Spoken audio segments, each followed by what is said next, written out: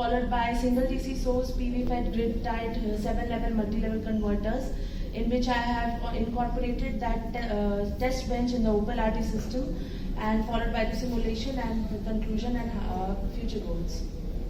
So when we talk about PV grid tied application, moreover, 2-level converters are still preferable in today's scenario due to its availability. But there is a dearth of there is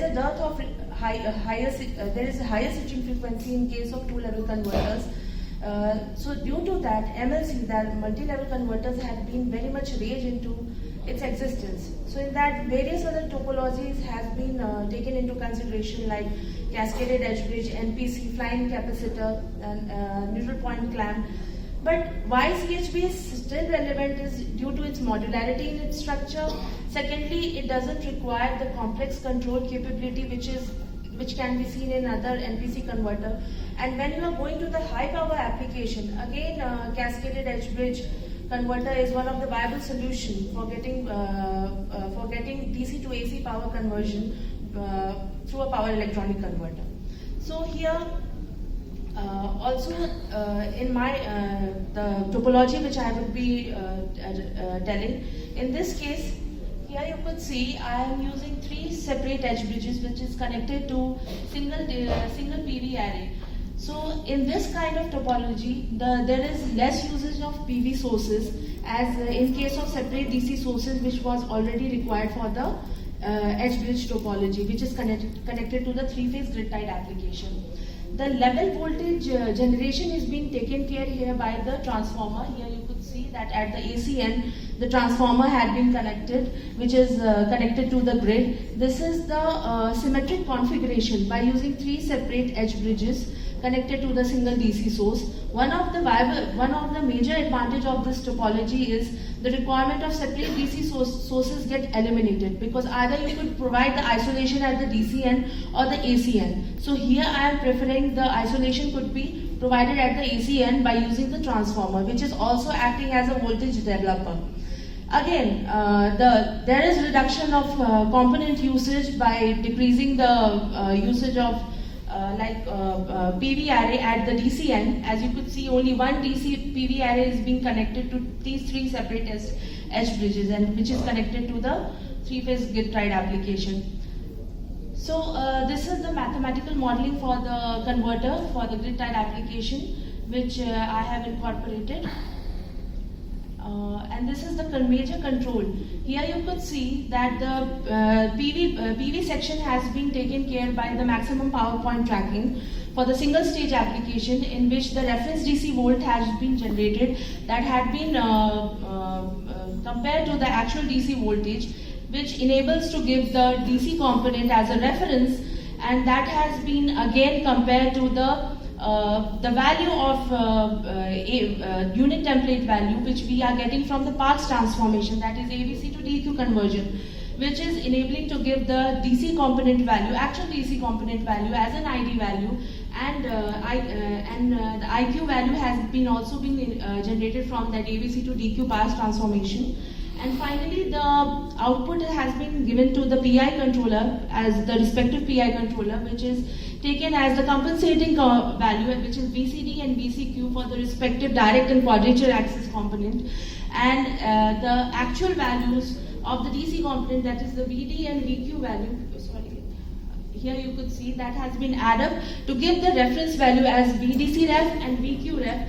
That is again transformed by the use of inverse Parkes transformation, and which is finally enabling to give the modulating signal, that is V star SABC, which is at the 120-degree phase shift for the respective 3-phase application.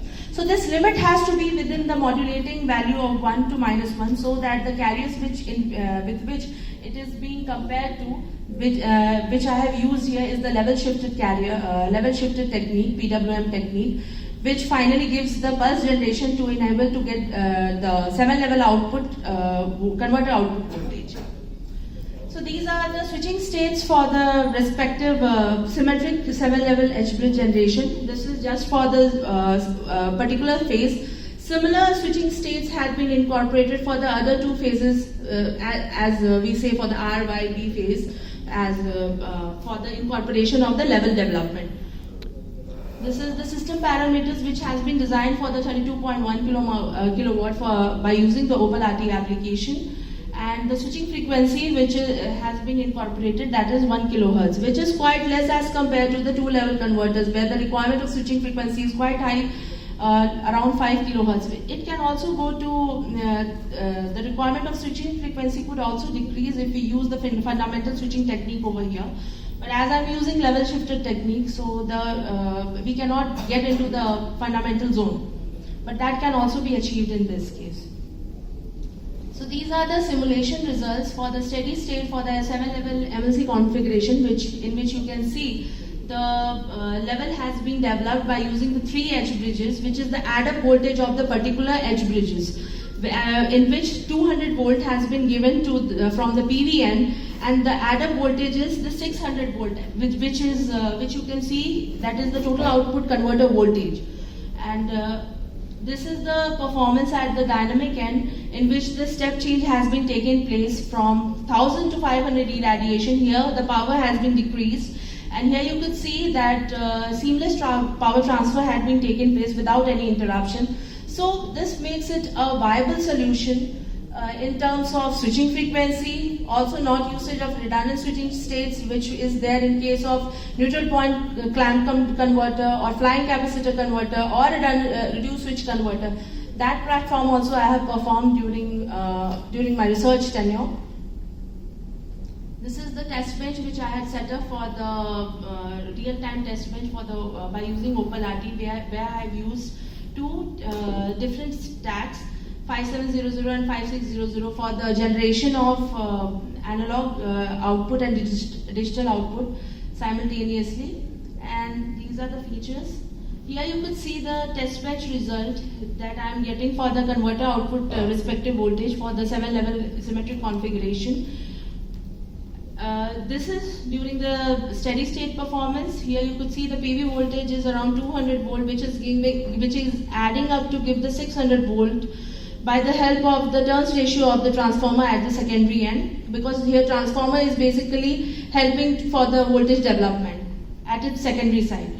And this is the system performance at the steps change of from 1000 to 500 watt per meter square. Here again the power has been changed by changing the irradiation, and here you could see there is uninterruption of there is no any such change in converter voltage. The level has been maintained quite efficiently.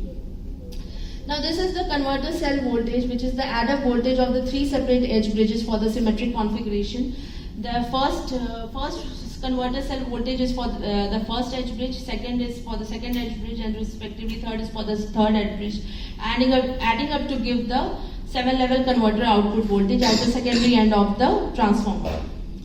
And these are the converter output voltage, and for the 3 different phases which I have got at the 120-degree phase shift, which is finally which I have acquired by the grid integration process in closed loop. This is the converter voltage THD, which is 19.2%, and normally the converter voltage THD is quite high in case of 2-level converters as well.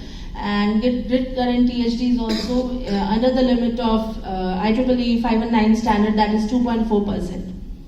So finally, I would like to conclude that CHB is obviously, that is also one of the conventional topology in terms of solar PV grid tied application, but for the high power generation, still it is one of the viable solution because of its modularity in its structure, as well as non-usage of redundant switching states. And thirdly, we could say that just with one DC source, you could provide higher number of levels by using ternary or binary combination also in itself in terms of turns ratio at the AC end of the transformer in order to get power output at the AC end from DC to AC side. So finally, these are the references which I have incorporated for my work. Thank you. Thank you. Any question from audience side, please?